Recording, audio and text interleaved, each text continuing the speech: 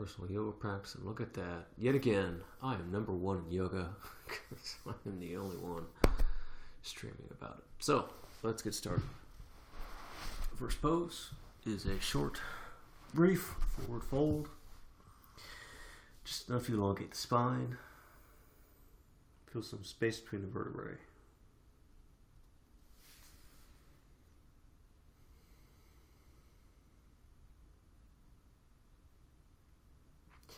Vertebrae feel pretty open today, so pretty quick. Don't feel that many kinks or pops that need to get out of the back.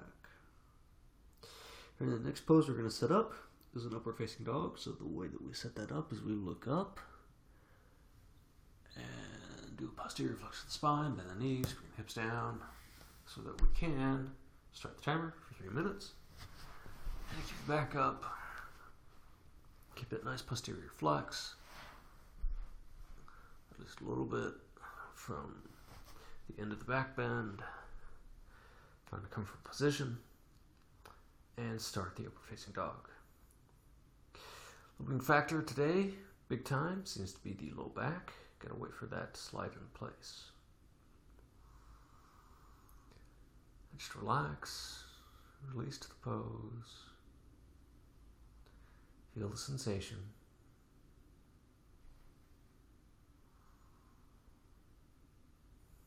Let go of any emotions associated with the pose. As you relax, start to lift the head up a little bit. Continue to breathe through the nose if you can.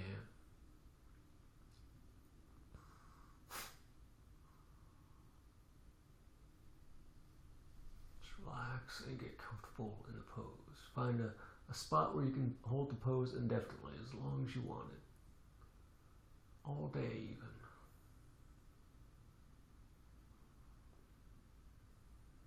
I feel a lot of pressure in the elbows. Because I got a lot of the weight of the front body on the elbows.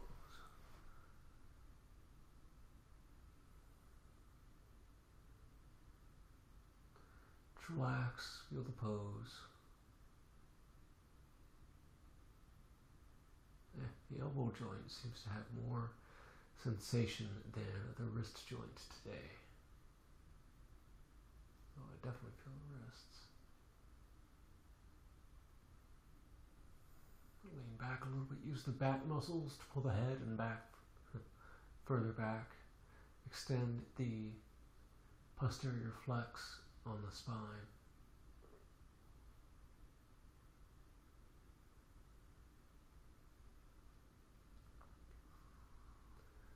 Relax.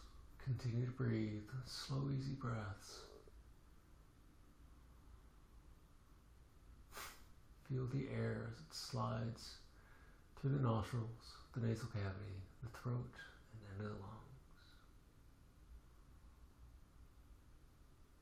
Effortlessly. 25 seconds.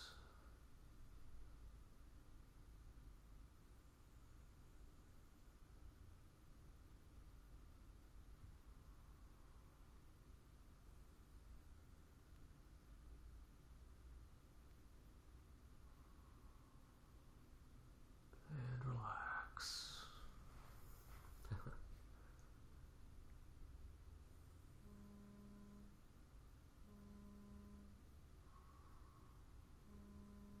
Continue to breathe.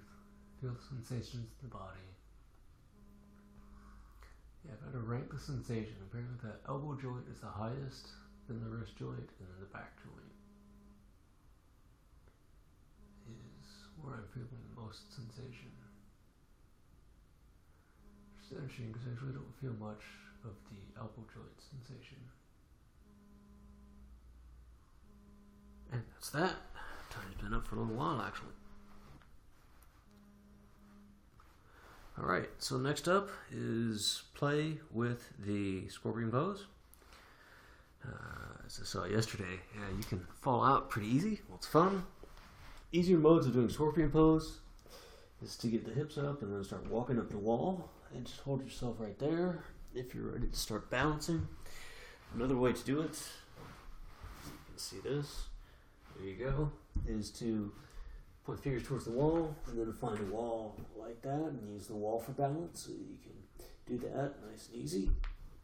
When you're ready, you get to the middle of the room. Start the timer. Find your version of scorpion pose. And today's 15th, so I kick up the left leg first. Find some balance. And then find a pose. Look at that. Make sure to relax and focus. When the wall is not there, you move the shoulders back and forth a bit more to maintain balance. Oh, maybe keep it. There we go. Focus. Focus on balance. And the more you do it, the easier it gets. More or less. And relax. Hold the pose.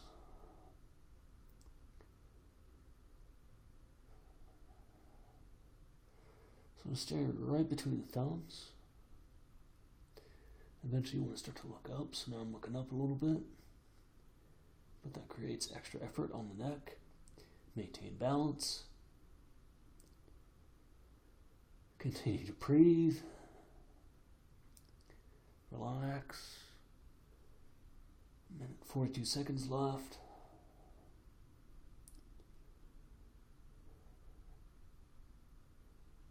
Find the balance. Feel the shoulders. Lots of effort in the shoulders.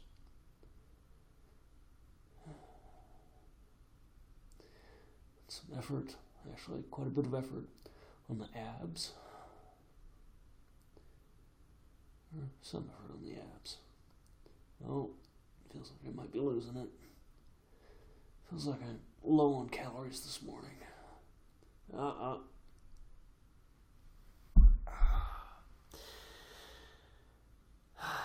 And that's that. Alright, let's finish this off against the wall just to practice.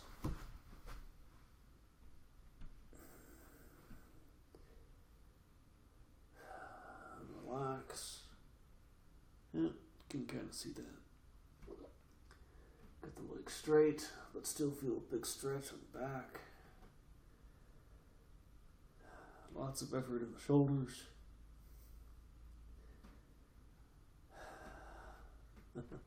Lots and lots of effort on the shoulders.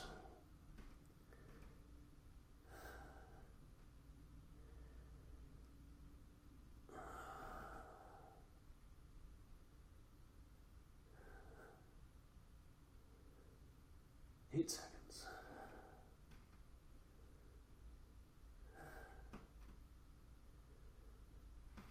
And 0. There we go. Alright, allow the body to relax. Super intense. Good stuff. Next up is the regular forward fold after the short forward fold that we started with. And this is, just a regular forward fold. Stay in frame. Start the timer. Try to keep the legs straight. Get the body in the right spot. Relax the neck and spine.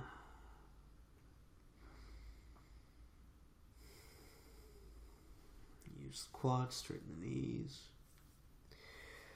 Fold the arms, let the upper body dangle from the pelvis, the abdomen and the upper body. So dangle from the pelvis.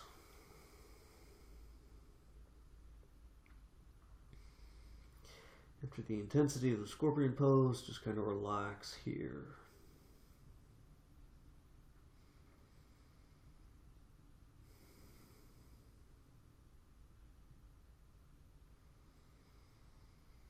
Continue to breathe, straighten the legs, bring the feet a little closer together. I'm going to try to get the ankles and the big toes together.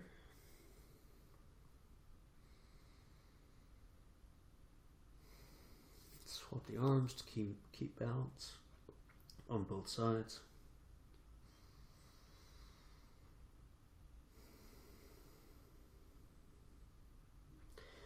Relax, allow some more rotation of the pelvis and the hips so the head can get just a hair closer to the earth.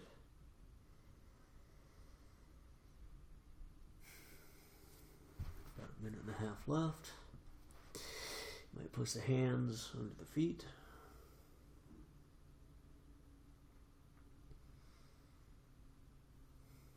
To get a little bit more of a calf stretch, straighten the knees. Feel the sensation in the body. Still an easier pose than scorpion, so it should be less effort. Just trying to keep the knees straight. And relax the upper body. The torso, the chest, the neck, the arms. If you want, you can use the biceps to pull the arms, or pull the feet closer, pull the upper body down a little bit, or just relax the arms. Today I'm just relaxing the arms.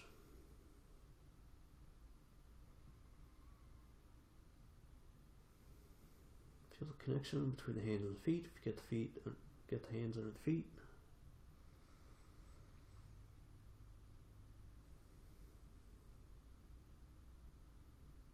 Just relax and breathe. Maybe count your breaths if you need to focus. Feel the sensation of the body. Feel a little bit of sensation in the hamstrings, but that's more sensation for the hamstrings is coming up next.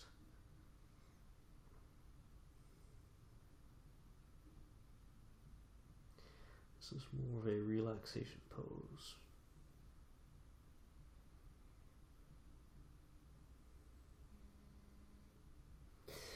And the 3 minutes for that is up. Dismiss that. Relax. Bring us down. 15th, so I'm starting with the left leg first. So some form of hamstring stretch. Last week I did Janu Sirsasana. This week I'm doing, I think it's Hanumanasana, monkey pose, kind of, sort of. But it is a front split. And look at that, get the front foot in frame. My pelvis is not square so that I can get the pelvis closer to the earth.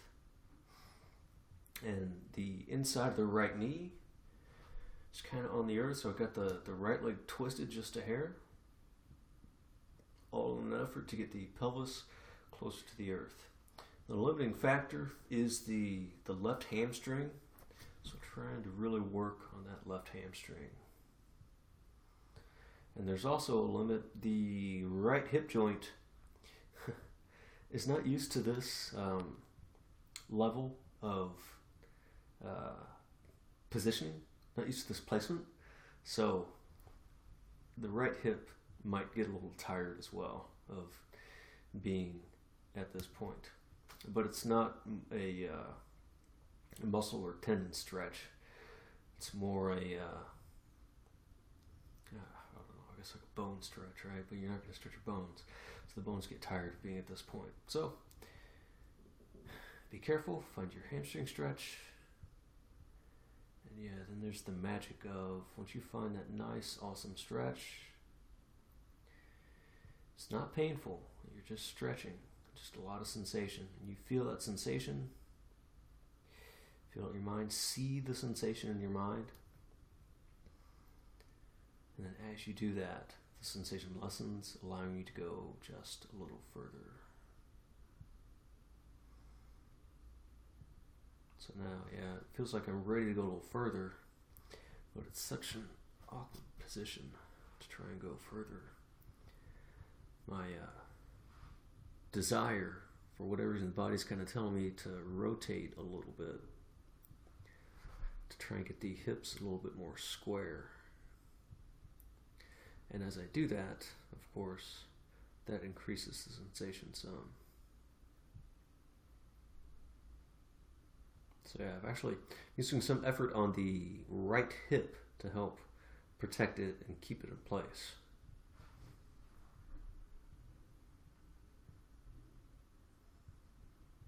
I'm trying to relax the left leg as much as I can. 46 seconds. And yeah, feel that stretch. Feel the muscles that are stretching. Feel that sensation and lessen.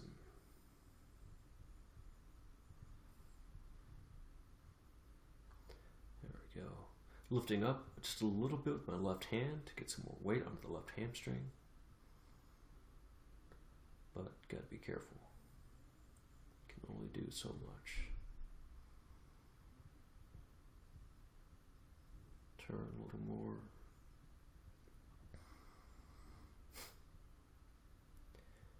Relax. Almost done. And that's that. So wherever you find yourself, very gently get yourself out of the pose. Gentlest way for me is to basically go back to a runner stretch. Pull that front leg back. All right. Clear that out. Get ready for the next side. Give that right hip a moment, because it was, because it needs a moment. All right, so now the other side. Again, so the right leg goes out. The pelvis is at basically kind of a 45-degree angle to the leg, and the inside of the left knee is kind of back, although I've got the back leg kind of straight. And just find a good position, get that timer started, and then start to feel the right hamstring. So yeah, lots of good tension on that right hamstring. The left knee is saying it wants a slightly different position.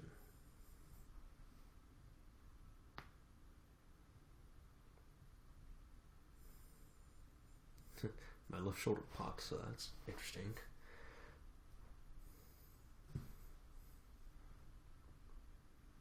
So yeah, I'm trying to balance the weight basically between my left knee and my right heel, and my hands. So that's what's really getting the weight. It feels like the left knee is getting a little bit too much weight.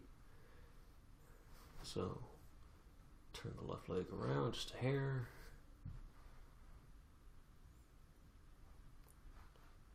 Feel the sensation. There we go. Left knee likes that better.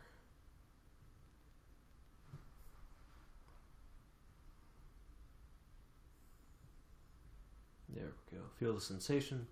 Feel it on the right hamstring quite a bit.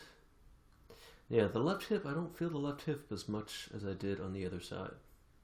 The other side, the right hip was providing lots of sensation, was kind of a limiting factor. This side, the left hip doesn't appear to stand up as much or stand out as much. Yeah, I guess this is a function of my right hamstring is a little bit more open. I've got a lot more weight in the pelvis down, and even got the right hand all the way up off the earth. So I'm even starting to balance just with the legs, right? Because eventually, yeah, you want to just be able to pick up both hands and have the pelvis square to the front leg and just have both hands in a T. So yeah, not quite there yet. That's going to be a while. But this is a nice good stretch. Plenty of sensation on the right hamstring. And yeah, feeling the sensation. And yeah, again, on this side, there's a lot of effort on the left leg to keep the left leg in place so that I can relax the right leg. A lot of effort on the left leg, the left hip. Muscles around there to keep that stable while I am stretching the right leg. Relaxing and stretching the right leg. And you feel that sensation. See the sensation. Feel the sensation in mind on that right hamstring. And feel it lessen, allowing you to go just a hair further.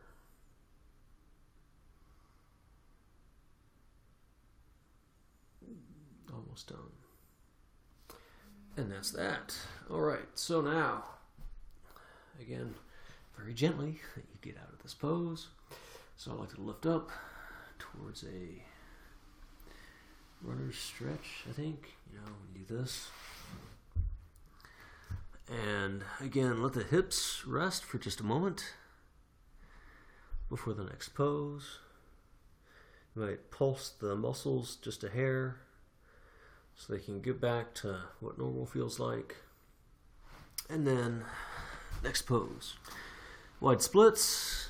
Yeah, you might just go here or here. If you need to sit against a wall to keep your splits, feel free to do that. When you're ready, you start to fold forward. Careful. And when you can, you just kind of go down. There you go. Start the timer. 3 minutes. Make sure you get the body, all the different parts of the body in the right spot. So yeah, guys get an extra adjustment on this pose as compared to the girls. And relax. This should be a very relaxing pose. If it's not, you're putting too much effort into it. Just chill out.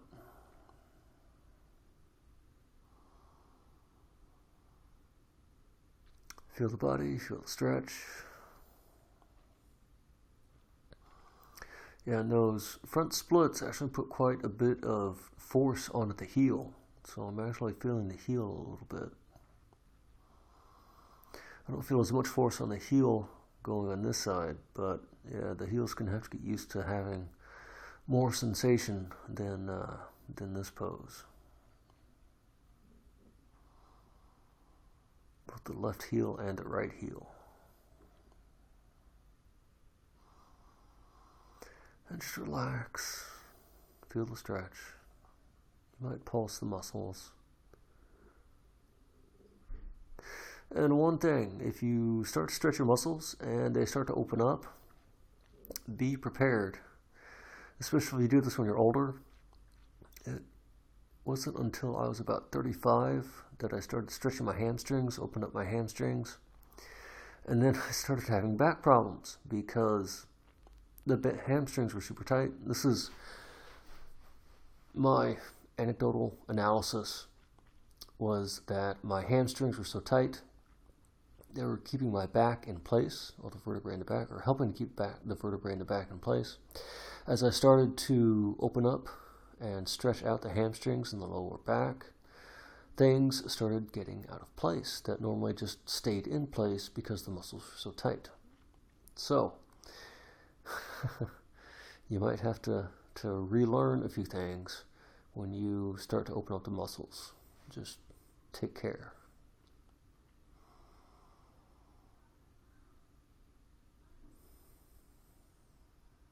And relax. Release. Breathe through the nose if you can.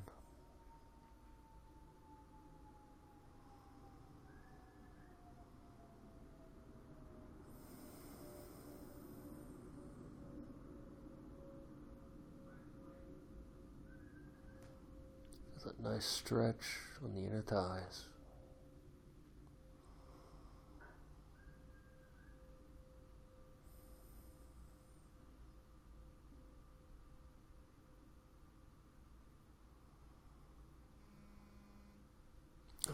And that is the timer. All right, so next up, last pose of the practice. If you want to practice against the wall, feel free. Next up is a handstand. If you can, if you found your wide splits and you found it kind of easily, then hey, yeah, you have some real fun with that, right? So start the timer, find a handstand any way that you want, and again, point your fingers out, or I point my fingers out a little bit to help protect the wrists. Try to keep the plane of the back parallel to the earth. You get up into your starter pose.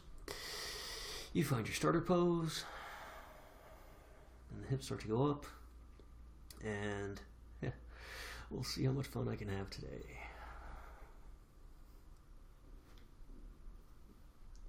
Look at that. Owning it today, or at least a little bit. Not quite. There we go. Well, I got it up easily. You know what? Let's just go against the wall. Let's see if we can just hold this. So get the hands out.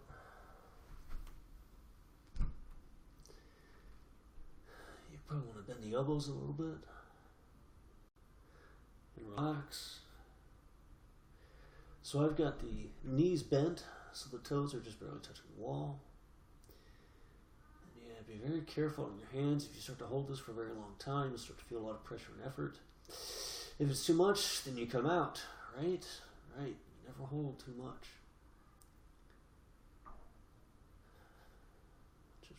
relax as best as you can.